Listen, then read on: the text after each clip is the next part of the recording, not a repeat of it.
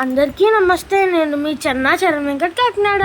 ఈరోజు నేను బిఆర్ అంబేద్కర్ గారి గురించి మాట్లాడుతున్నాను. మీకందరికీ బిఆర్ అంబేద్కర్ జయంతి శుభాకాంక్షలు. భీమ్రావ్ రామ్జీ అంబేద్కర్ 1891 ఏప్రిల్ 14వ తేదీన పశ్చిమ భారతదేశంలోని దళిత మహర్ కుటుంబంలోని జన్మించారు. అంబేద్కర్ ఒక సైన్యాధికారి కుమారుడు. బాలుడిగా ఉన్నప్పుడు ఆయన ఉన్నత కులానికి చెందిన పాఠశాల విద్యార్థులచే అవమానించబడ్డాడు. బరోడా గైక్వార్ స్కాలర్షిప్ పొందాడు. అతను United states of America, great Britain మరియు జర్మనీలోని విశ్వవిద్యాలయాలలో చదువుకున్నారు. ఈ కాలంలో అతను న్యాయవాదిగా అర్హత సాధించారు. గైక్వార్ అభ్యర్థన మేరకు ఆయన బరోడా పబ్లిక్ సర్వీస్లో ప్రవేశించారు.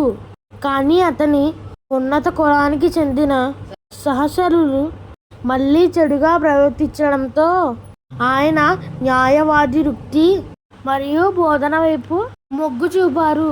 దళిత నాయకత్వం మరియు గాంధీజీతో వివాదము. అంబేద్కర్ త్వరలోనే దళితులలో నాయకత్వాన్ని స్థాపించాడు. వారి తరపున అనేక పత్రికలను స్థాపించారు మరియు హిందూ కుల వ్యవస్థ స్థాపించిన సామాజిక నిషేధాలకు వ్యతిరేకంగా నిరసనలకు నాయకత్వం వహించారు. అలాంటి ఒక సందర్భంలో 1927లో మహారాష్ట్రలోని మహత్పట్నంలోని సరస్సు నుండి దళితులు నీరు తాగడంపై నిషేధాన్ని సవాల్ చేస్తూ జరిగిన సత్యాగ్రహం. ఆయన ఒక ప్రసంగంలో ఇలా అన్నారు: అస్పృశ్యత అనేది అంత తేలికైన విషయం కాదు. అది మన పేదరికం మరియు నీచత్వానికి తల్లి మరియు అది మనల్ని నేడు ఈ దారుణ స్థితికి తీసుకుని వచ్చింది. మనం దాని నుండి బయటపడాలంటే ఈ పనిని చేపట్టాలి. మనం వేరే ఏ విధంగానూ రక్షించబడలేము. ఇది మన ప్రయోజనం కోసం మాత్రమే కాదు, ఇది దేశం ప్రయోజనం కోసం కూడా. అంబేద్కర్ దళిత చైతన్యం మరియు సాధికారత కోసం ఉద్యమంలో ప్రముఖ వ్యక్తి. ఈయన తరచుగా సవాళ్లు చేశారు. భారతదేశ స్వాతంత్ర్య ఉద్యమ సమయంలో దళితులకు ప్రాధాన్యం వహిస్తున్నానని మహాత్మా గాంధీ వాదన, న్యాయమంత్రిగా మరియు భారత రాజ్యాంగ ప్రధాన రూపశిల్పిగా జనవరి 26, 1950వ సంవత్సరంలో ప్రకటించబడింది. స్వాతంత్రం తర్వాత భారత ప్రభుత్వ నిర్మాణంలో కూడా ఈయన కీలక పాత్ర పోషించారు. భారత రాజ్యాంగం దళితుల దుస్థితిని అధికారికంగా గుర్తించి వారి సామాజిక ఉపసమూహములను షెడ్యూల్ కులాలుగా చట్టబద్ధంగా స్థాపించింది.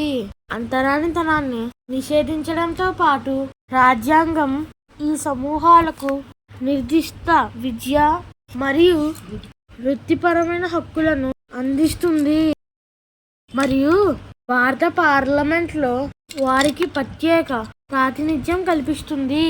ఈ ప్రయత్నాలకు చెందిన వారనే కారణంతో ఎవరైనా విస్తృత శ్రేణి మత, వృత్తిపరమైన మరియు సామాజిక హక్కులను అనుభవించకుండా నిరోధించడానికి జరిమానాలను అందిస్తుంది. ఇటువంటి చర్యలు ఉన్నప్పటికీ భారతీయ సమాజంలోని కొన్ని స్థాయిలలో కుల సమూహాల మధ్య సాంప్రదాయ విభజనలు కొనసాగుతున్నాయి. ఈ సమూహాల పూర్తి విముక్తి నెమ్మదిగా జరుగుతుంది. 1926లో న్యాయవాదిగా తన కెరియర్లో 3 బ్రాహ్మణేతర నాయకులను కూడా ఆయన విజయవంతంగా సమర్థించారు. ఈ బ్రాహ్మణ నాయకులు బ్రాహ్మణ సమాజం భారతదేశాన్ని నాశనం చేస్తుందని ఆరోపించారు మరియు తర్వాత వారిపై పరువు నష్టం దావా వేశారు. ఈ విజయం బాబాసాహెబ్ కుల వర్గీకరణకు వ్యతిరేకంగా గొప్ప విజయం మరియు అంటరానితనానికి వ్యతిరేకంగా ఉద్యమానికి దారితీసింది. 1990లో అంబేద్కర్కు భారతదేశ అత్యున్నత పౌర పురస్కారం భారతరత్న లభించింది. ఆయన జన్మదినం ఏప్రిల్ 14. అనేక భారతీయ రాష్ట్రాలలో సెలవు దినముగా జరుపుకుంటాము. బాబాసాహెబ్గా ప్రసిద్ధి చెందిన బిఆర్ అంబేద్కర్ ఒక భారతీయ న్యాయవేత్త, ఆర్థికవేత్త, రాజకీయవేత్త మరియు సామాజిక సంస్కర్త. ఆయన రాజ్యాంగ సభ యొక్క ముసాయిదా కమిటీకి అధ్యక్షత వహించారు మరియు భారతదేశంలో మొట్టమొదటి చట్టం మరియు న్యాయమూర్తి కూడా.